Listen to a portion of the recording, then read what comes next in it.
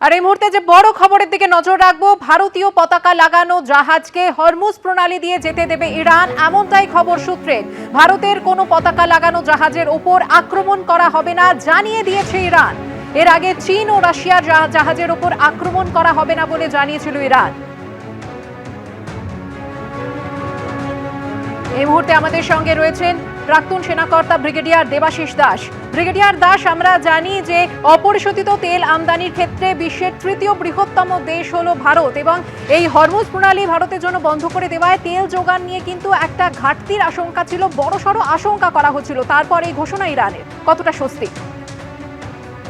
দেখুন, এটা একটা আমার মতে কূটনৈতিক সাফল্য, যেখানে আমি যেটুকুনি জানতে পারছি আমাদের এক্সটার্নাল অ্যাফেয়ার্স মিনিস্টার জয়শঙ্কর এবং তার যিনি ওই দিকের ইরানের এক্সটার্নাল অ্যাফেয়ার্স মিনিস্টার বা ফরেন মিনিস্টার বলে রাখছি, তাদের দুজনের সম্পর্ক এবং ভারতবর্ষের কিছু পদক্ষেপে তারা অ্যালাউ করেছে ভারতবর্ষের দুটো জাহাজ, একটার নাম পুষ্পক আর একটার নাম পরিমল, তারা নাকি কালকে রাত্রিবেলা ওই স্ট্রেট অফ হরমুজ দিয়ে পাস করে আজকে সকালে ওই স্ট্রেটটা পার হয়ে গেছে।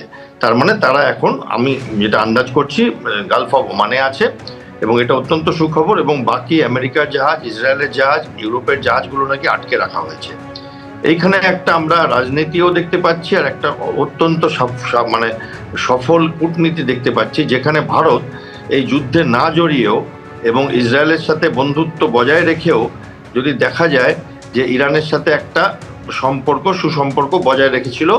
কারণ ভারত ইরানের একটি জাহাজ, যুদ্ধ জাহাজ, একটিকে তো ডুবিয়ে দিয়েছে আমেরিকা টর্পেডো মেরে শ্রীলঙ্কাতে আন্তঃরাষ্ট্রীয় জলে, কিন্তু একটি যুদ্ধ জাহাজ যেটা ভারতের কাছে আছে কোচিনে, ভারত জোর গলায় বলেছে ওই 182 জন নাবিক এবং যুদ্ধ জাহাজটাকে আমরা রাখবো, কারণ এটা মানবিকতার দিক থেকে আমাদের রাখতে বাধ্য। এবং সেখানে আমেরিকা সেই ব্যাপারে কোনো উচ্চবাচ্য অন্তত করেনি, এবং সেইটা একটা ইরানের কাছে স্বস্তির ব্যাপার। এবং দ্বিতীয় স্বস্তির ব্যাপার যে কন্ডোলেন্সের বুকটা রাখা ছিল দিল্লিতে খামেনির মৃত্যুতে, সেটা ভারতের বিদেশ সচিব গিয়ে সই করে এসেছিলেন। এবার এইগুলোর পরে কিছু কথাবার্তার পরে আমার মনে হয় ভারত একটা কূটনৈতিক জয় করেছে, যেখানে নিজের দুটো জাহাজকে বার করে আনতে পেরেছে।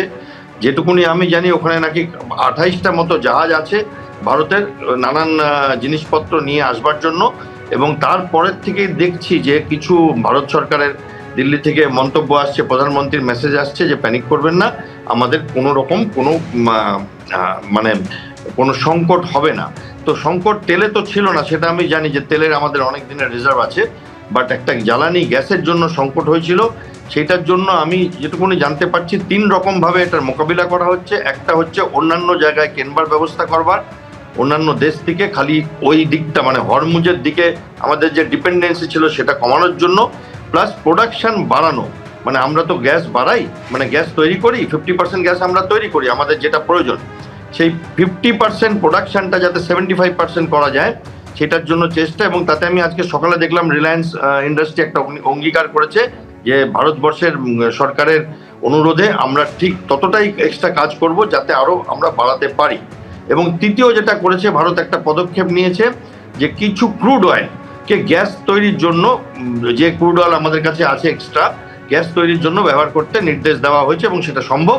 এবং আমার আশা করছি যে এই এলপিজির যে ক্রাইসিসটা তৈরি হয়েছে, যেখানে রান্না করবার গ্যাস তো খালি আমরা ঘরে চালাই না, ঘরে ঘরে তো দেওয়া হচ্ছে, বাট ইন্ডাস্ট্রিতেও যায়, রেস্টুরেন্টগুলোতেও যায়, তো সেগুলো রেস্টুরেন্টগুলো বোধহয় পেতে শুরু করবে। মানে ভারত নর্মালসিতে হবে, একটু অসুবিধা হয়তো হবে, যুদ্ধের সময় সব দেশেরই হচ্ছে, বাট নর্মালসির দিকে হয়তো এগিয়ে আসবে।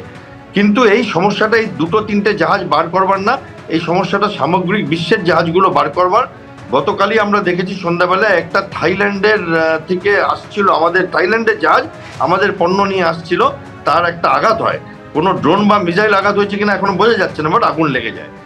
এবং ঘটনার পরে ঘটনা হচ্ছে, এবং আশা করা যাচ্ছে যে এই স্ট্রেট অফ হরমুজটা খুলে যাক এবং বিশ্বতে এই জ্বালানির যে ক্রাইসিসটা, যে একটা আতঙ্ক সৃষ্টি হচ্ছে, সেটা মিটে যাক। বাট আমাদের সরকার থেকে বলা হচ্ছে যে এই ক্রাইসিস চলতে দেওয়া হবে না, এবং ভারতবর্ষ অন্তত আমি যেটুকুনি বুঝি অন্যান্য দেশের থেকে একটু বেটার অবস্থায় আছে। ধন্যবাদ ব্রিগেডিয়ার দাস। এবিপি আনন্দ, এগিয়ে থাকে, এগিয়ে রাখে।